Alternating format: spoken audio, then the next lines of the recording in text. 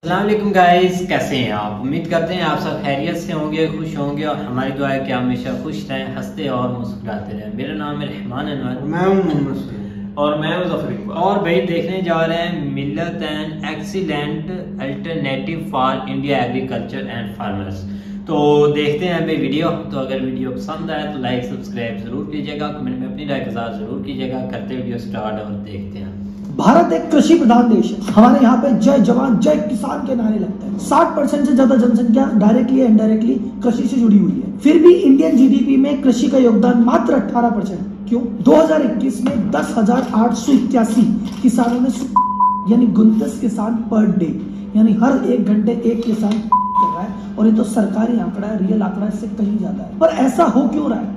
ऐसा इसलिए हो रहा है भैया, खेती करना टफ हो गया, ग्राउंड वाटर दिनों दिन कम हो रहा है, पेस्टिसाइड और फर्टिलाइजर के चक्कर में जमीन की उर्वरकता जो है वो कम हो गई है। क्लाइमेट चेंज के कारण कभी गर्मी पड़ रही है, कभी बेमौसम बरसात आ रही है, मानसून लेट आ रहा है। इन चक्कर में फसलें बहुत मात्रा में बर्बाद हो रही है। और इतना सब कुछ करने के बाद भी जो प्रोडक्शन हो जाए उसके दाम मिलने किसान को मुश्किल हो जाते हैं। क्या ऐसा कोई सॉल्यूशन है जिससे प्रकृति में भी सुधार हो, मिट्टी की क्वालिटी सुधरे, पानी की क्वालिटी सुधरे, प्लस किसान की इनकम बढ़े और आपका और हमारा स्वास्थ्य सुधरे? इन सभी चीजों का एक सॉल्यूशन आ गया, मिलेट। मिलेट देसी भाषा में मोटा अनाज, ज्वार, बाजरा, रागी। पर राहुल जी, ये प्रॉब्लम कैसे दूर कर देगा?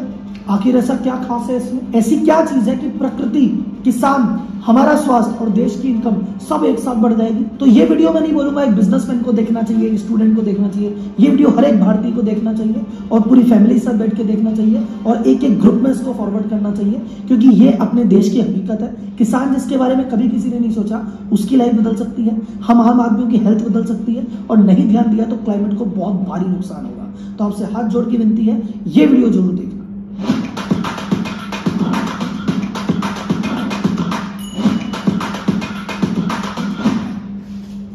मिलेट का प्रोडक्शन करने से और कंजम्पशन करने से सब अच्छा हो जाएगा। किसान भी खुश हो जाएगा, प्रकृति भी खुश हो जाएगी, हेल्थ भी ठीक रहेगी, सब कुछ ठीक रहेगा।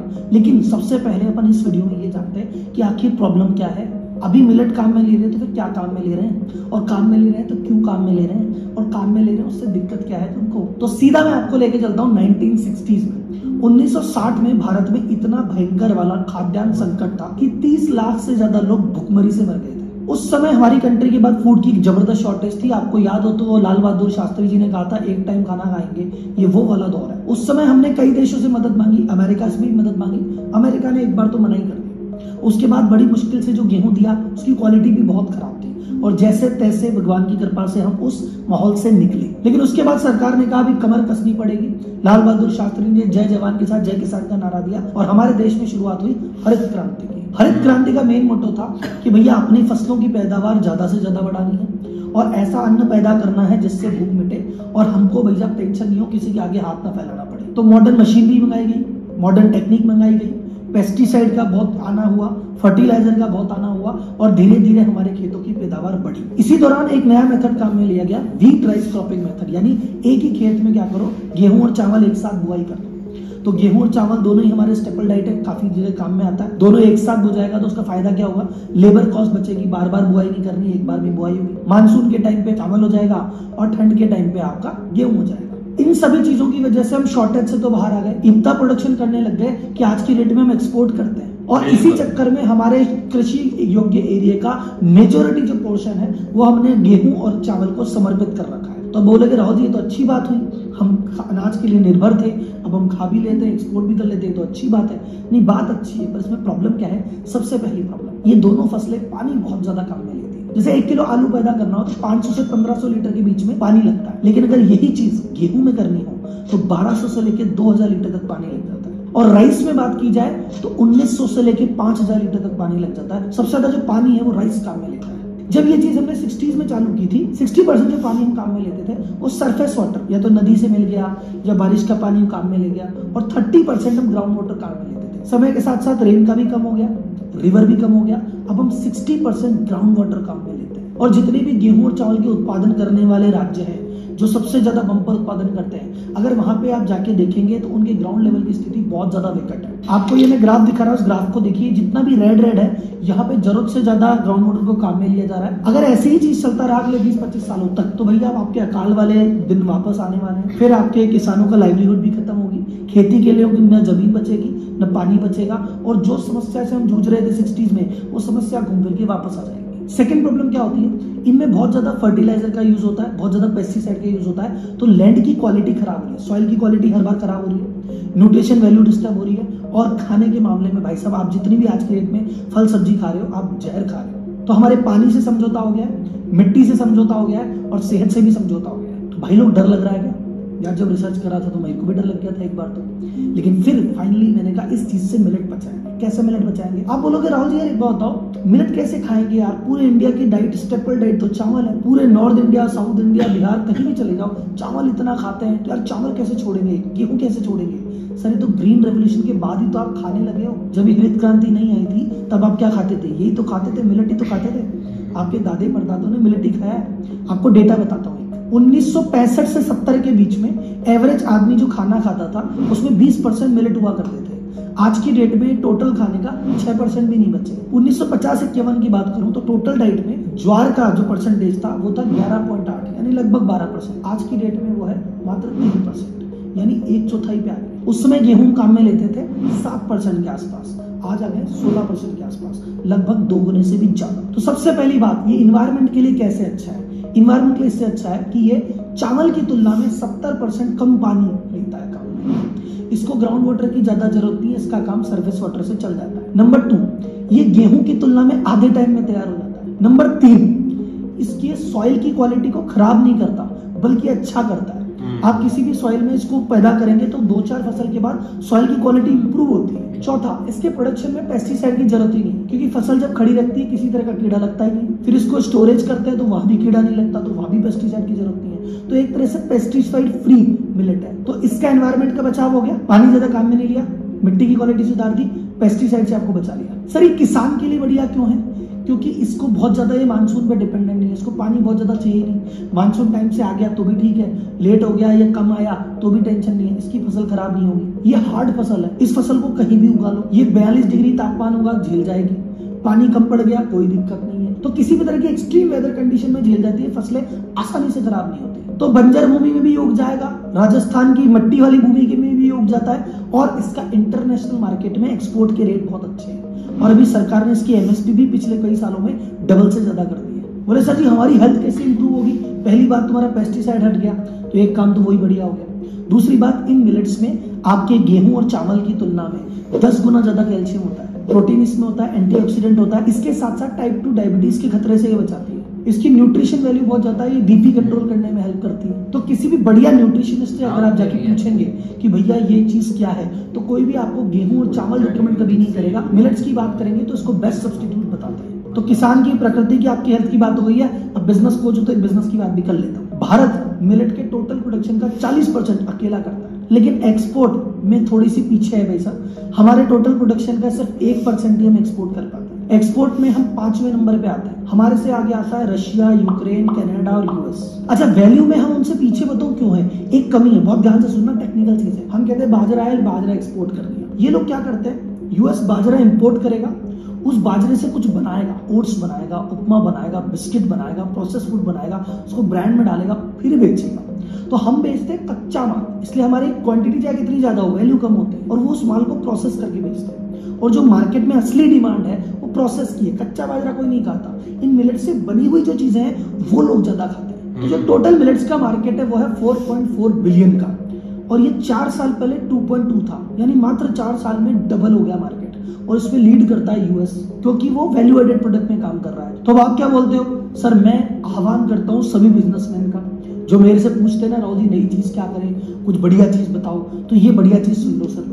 जितना ज्यादा आप एक्सपोर्ट करोगे, किसान को हिम्मत मिलेगी इसको प्रोडक्शन करने की। ऊपर से इंटरनेशनल मार्केट में जबरदस्त डिमांड है। इसको कहते हैं सुपर क्रॉप, ये नॉर्मल क्रॉप नहीं है। यूएन ने 2023 को इंटरनेशनल ईयर ऑफ मिलेट्स घोषित किया है। इतनी ज्यादा इंपॉर्टेंस है, तो पूरे वर्ल्ड में भैया इसकी डिमांड भी आएगी, इसमें मार्जिन भी मिलेगा। इन प्रोडक्ट को प्रोसेसिंग करो, वैल्यू एडेड करो, कुछ ब्रांड बनाओ, एक्सपोर्ट करो, भाई साहब फॉरेक्स लेके आओ और भारत माता को अमीर बनाओ। उसके अलावा आप बोले नहीं सर एक्सपोर्ट नहीं करें और कुछ कर सकते हैं क्या? सर मिलेट की प्रोसेसिंग यूनिट डाल सकते हो आप, मिलेट के सीड का काम कर सकते हो, मिलेट से रिलेटेड रेस्टोरेंट खोल सकते हो, इन प्रोडक्ट को पैकेज करके सुपरमार्केट में सप्लाई कर सकते हो, खुद का ब्रांड डेवलप कर सकते हो और एक्सपोर्ट तो भाई साहब कर ही सकते हो। तो इतनी सारी अपॉर्चुनिटी है, तो बिजनेसमैन जागो और कुछ करो। बोले सर सरकार भी तो कुछ करे। अरे सरकार तो अब की बार बहुत कर रही है। दिसंबर 2022 में मोदी जी ने ही प्रपोजल दिया था यूएन को, क्या 2023 को इंटरनेशनल ईयर ऑफ मिलेट घोषित कर दो। यूएन ने कहा मोदी जी की बात फिर टालेंगे, मान ली। मोदी जी ने अभी संसद में मिलेट लंच का आयोजन किया और पूरी संसद में सब लोगों को कहा मिलेट का ही लंच करेंगे। हमारे विदेश मंत्री एस जयशंकर ने यूएन सेक्रेटरी को न्यूयॉर्क में मिलेट लंच करवाया। सरकार ने बहुत सारी सब्सिडियां घोषित कर रखी है। दुनिया भर के फेयर, मिलेट फेयर लगाए जा रहे हैं, मिलेट कन्वेंशन की जा रही है, जहां पे पूरे विदेश के बायर्स को बुलाया जा रहा है और किसानों से टाइप वगैरह करवाया जा रहा है। अभी एक कॉन्फ्रेंस में मोदी जी खुद गए थे। इसका एमएसपी काफी लेवल तक बढ़ा दिया है और 63 जो स्टार्टअप है जो मिलेट बेस्ड है, गवर्नमेंट उनको सहयोग भी कर रही है। तो भैया गवर्नमेंट लगी हुई है।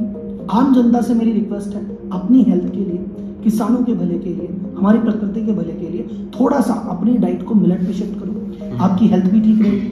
अब कोई व्यक्ति कहेगा सर महंगा है, मिलेट नॉर्मली गेहूं चावल की तुलना में थोड़ा अफोर्डेबल होता है। अगर ब्रांड व्रांड के चक्कर में थोड़ा महंगा भी आ रहा हो ना, थोड़ा महंगा खा लेना, अस्पतालों के जो बिल आते हैं ना, जो आपका बीपी डायबिटीज का बिल आएगा उससे सस्ता ही है। तो भैया इसको काम में लीजिए और अपनी थोड़ी डाइट को शिफ्ट कीजिए और ये सोच के कीजिए कि मेरे हेल्थ के लिए भी कर रहा हूँ। जितना ज्यादा आप कंजम्पशन करेंगे, जितना ज्यादा खाएंगे, उतनी ज्यादा डिमांड बढ़ेगी, तो किसान उतना ज्यादा उसको बनाएगा और इसके कंजम्पशन को बढ़ावा मिलेगा।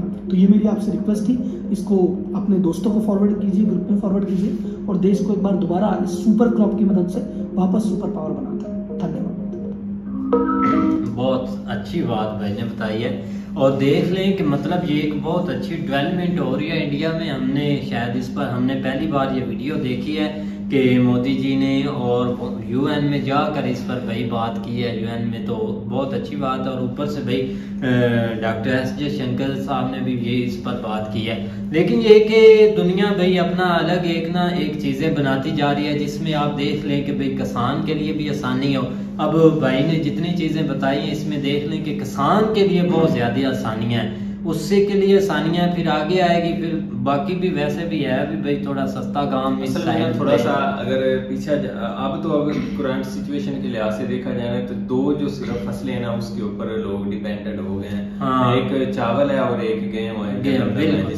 हाँ। लेकिन अगर थोड़ा सा हम पीछे अपने बचपन में देखें ना तो एक विलेज साइड के ऊपर मैं बात कर रहा हूँ, तो हमारे यहाँ जो है ना वो रोटी जो है ना वो 2-3 किस्म की चीजों की जो है ना वो पकती थी। गंदम की तो पकती थी बनती थी रोटी, साथ जो है ना वो ज्वार की भी कभी बनती थी, कभी बाजरे की भी और साथ मक्की की भी और मक्की की तो खैर अभी भी काफी मशहूर है। बाजरे की भी जो है ना वो अभी मैं तो मुझे याद है हमने लास्ट ये जो सर्दियां गुजरी इसमें भी खाई है, ये कोई मतलब इतना दूर नहीं गया।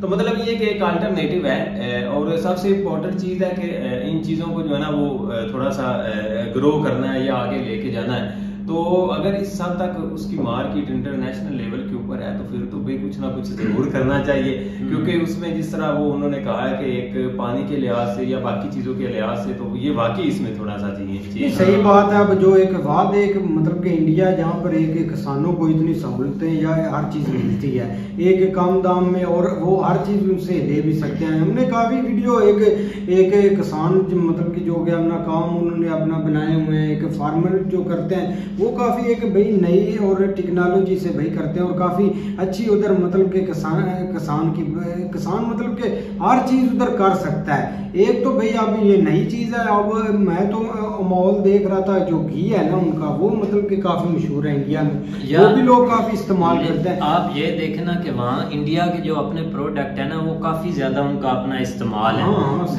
ये बहुत ज्यादा आप देख लें कि इतनी पुरानी कंपनी है कि ये कब से चलता आ रहा है। ये चीजें होती हैं कि वो अपने जो प्रोडक्ट हैं उनको भाई थोड़ा इज्जत देते हैं। जो हम ये करते हैं कि हम थोड़ा सा अपने प्रोडक्ट में चेंजिंग काफी लेते हैं कि एक चीज नई मार्केट में उतारते हैं, उसकी क्वालिटी थोड़ी रख देते हैं अच्छी, जब चल जाते उसको लो करते करते फिर वो खत्म हो जाती, फिर एक नए नाम से वही चीज होती है, नाम नया देना होता है। लेकिन वहां देख लें वही चीजें हैं भाई पुरानी चलती आ रही हैं, जो ब्रांड है पक्के ब्रांड है भाई, और जिस ब्रांड में उन्होंने रखा है उसी तरह ही है भाई। यहाँ जब भी महंगी चीज होगी उसको थोड़ा घटा कर पैकेट उसका छोटा कर दिया, थोड़ा सस्ते चीज में लेकर उतने ही पैसे भाई बस प्रोडक्ट। नहीं, इंडिया में काफ़ी ऐसी चीज़ें जो कि भाई एक अच्छी भी हैं और लोग उसको प्रमोट भी करते हैं, यहाँ तक कि एक जो नेता है ना उनके वो भी उन चीज़ों को मतलब कि एक अच्छे तरीके से प्रमोट करते हैं और लोग वो चीज़ें भाई इस्तेमाल भी करते हैं और काफ़ी एक मिकदार में इस्तेमाल होती हैं। और ये कोई छोटी मोटी नहीं मतलब कि होती चीज़ जो आपने प्रमोट करनी हो, क्योंकि आप यूएसए में देख ले उधर भी जाकर उन्होंने एक मतलब कि इसका यूज़ किया है लोगों ने, और काफ़ी एक भाई अच्छी बात है, करना भी चाहिए ऐसे। एक जो एग्रीकल्चर होती है वो फार्मर ये भाई एक देश का आप जेवर ही समझने यही होता है इनका। नहीं, असल में सबसे इम्पोर्टेंट चीज़ आप यहाँ पे देखें ना कि आप दुनिया के साथ अगर चल रहे हैं, ठीक है चल रहे हैं, और आगे आप चेंज क्या लेके आ रहे हैं, ये चीज़ें इम्पोर्टेंट होती हैं। आप देख लो, हमने देखा जिस तरह एक आप देख लो आपके सामने पेट्रोल के लोग जो है ना वो मोहताज हो रहे हैं या डीजल के मोहताज हो रहे हैं, तो साथ ही जो है ना वो इंडिया में या बाकी आप ओवरऑल वर्ल्ड देखें तो लोगों ने जो है ना वो कोशिश की कि हम जो है ना वो अब जो बैटरी के ऊपर गाड़ियां वगैरह चलती हैं ना उस चीज़ के ऊपर लेके जाएं अपने आप को। तो अब आपके सामने ही है, अब तो इंडिया में लिथियम जो है ना वो भी किस्सा तक जो है ना वो लिथियम अब डिस्कवर हुआ है, तो उस साइड के ऊपर जो है ना वो जा रहा है। तो इसी तरह पिछले दिनों उन्होंने एक थोड़ा सा फोकस किया था पेट्रोल में, अगर हम थोड़ा बहुत जो है ना वो चीजें मिक्स करके जो है ना वो उससे जो है ना वो थोड़ा थोड़ा उस साइड के ऊपर जाते जाए। लेकिन साथ ही अगर आप इस साइड के ऊपर एग्रीकल्चर के ऊपर आ जाए तो हमारे तो खैर इस तरह का कोई कंसेप्ट नहीं है कि हम किसानों को इस साइड के ऊपर लेके आए, क्योंकि हम तो उस मकाम तक अभी नहीं पहुंचे कि उनको अच्छी मशीनरी दे सके। लेकिन फिर भी ये एक भाई अच्छा स्टेप है अगर देखा जाए तो। अभी भी जिस तरह नौजवान जो है ना वो इंडिया के अंदर लगे हुए हैं, यंग जनरेशन अपने उनका फोकस ही यही है कि हम अपने काम करें, तो उसमें ये बेस्ट चॉइस है। सही बात, इस चीज के ऊपर फोकस करना चाहिए, ज्यादा भी करना चाहिए। अच्छी बिल्कुल भाई, तो नारा भी यही है, जय जवान जय किसान। तो भाई बहुत अच्छी वीडियो थी, उम्मीद करते हैं आपको वीडियो पसंद आएगी। अगर पसंद आए तो लाइक सब्सक्राइब जरूर कीजिएगा, कमेंट में अपनी राय का इज़हार जरूर कीजिएगा। अल्लाह हाफिज़।